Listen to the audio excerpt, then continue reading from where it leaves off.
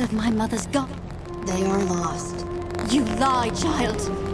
Or whatever No, Jane Cassinder.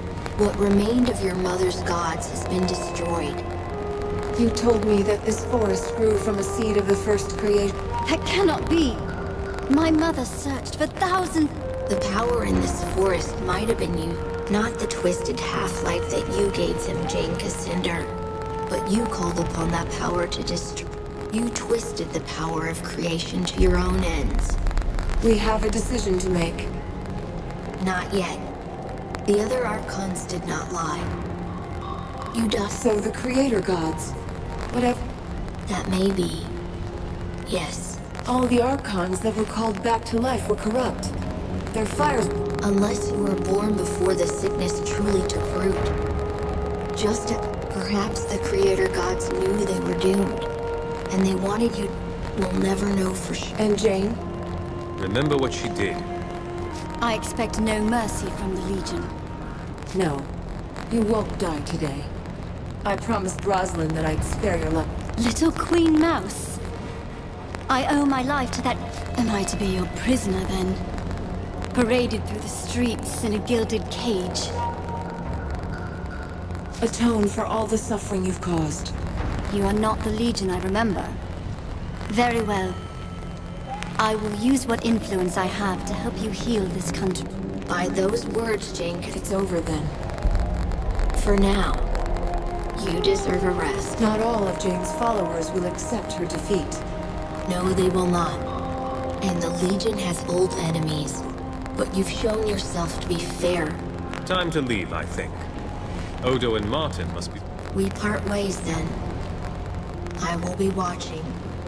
And one day, I will see you again.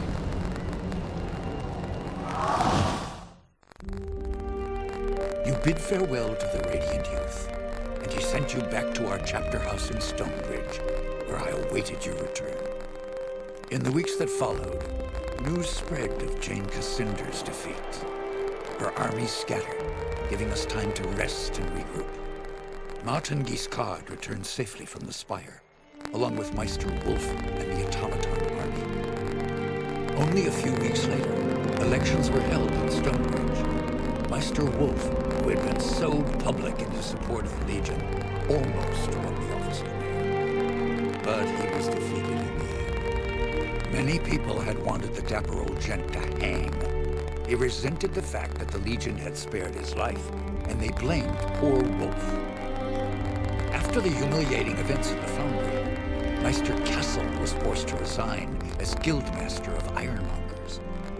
The Cyclopses negotiated a new contract for higher wages, and with the help of Meister Fiddlewick, formed a new workers' union. For the first time in 100 years, they were permitted to leave the Foundry and spend their newfound wealth in the markets and taverns of Stonebridge.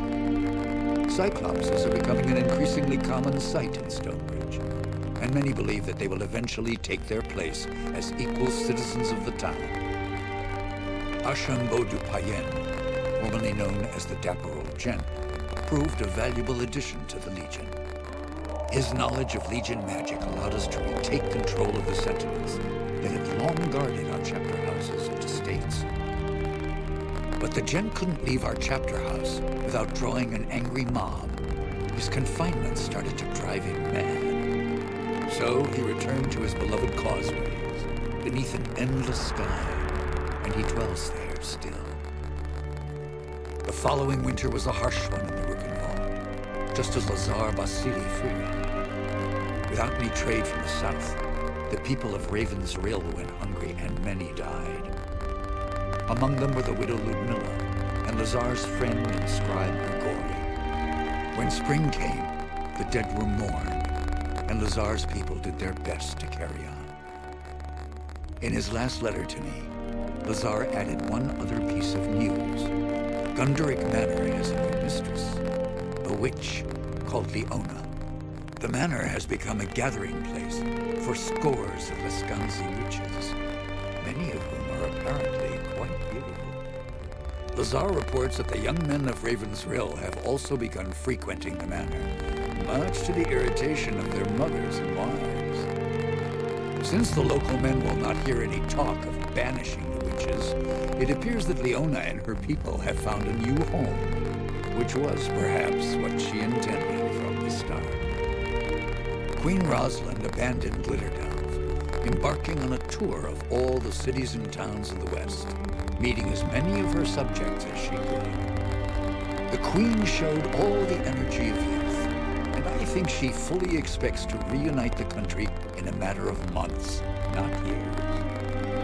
Reality may not be so kind, as Lord Devonsey has tried to make her understand. In truth, the future of this country depends more upon what we decide. If she doesn't have the Legion behind her, the Queen is only a single voice, well-meaning though she might be. As for Devonsey himself, I think the man was impressed by your decision to spare Jane Cassinder, as the Queen had asked. When he last visited Stonebridge, he spent a great deal of time in our chapter house.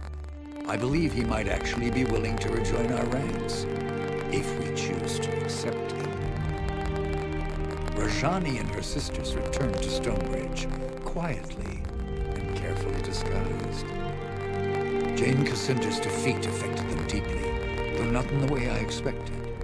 Their devotion to Jane was replaced by a deep admiration for you.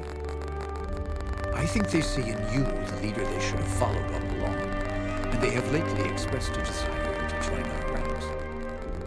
I maintain my suspicion of any Archon who once followed Jane, but I believe that redemption is not impossible, even for them. Jane Cassinder was as good as her word, though I had my doubts at first.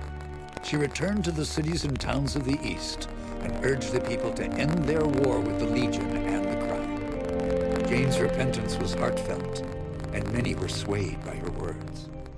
But others have not been so compliant. The Church Synod in Bisselberg, who once called Jane a saint, have declared her apostate and threatened her life. Though Jane refuses bodyguards of any kind, Queen Rosalind fears for her life. And if anything befalls her, our gains in the East may yet be lost. As for the Legion, the rest of our story is yet to be told. We have a nation to reforge, a fellowship to rebuild, and old enemies who would see us destroyed. And we have questions to decide. Who will assume true power in Ebb if the nation is restored? And who will take the mantle of Grand Master? But these matters I leave for another chronicle, and another time. Whatever happens, know that you will not face the future alone. The Legion will stand by you, always.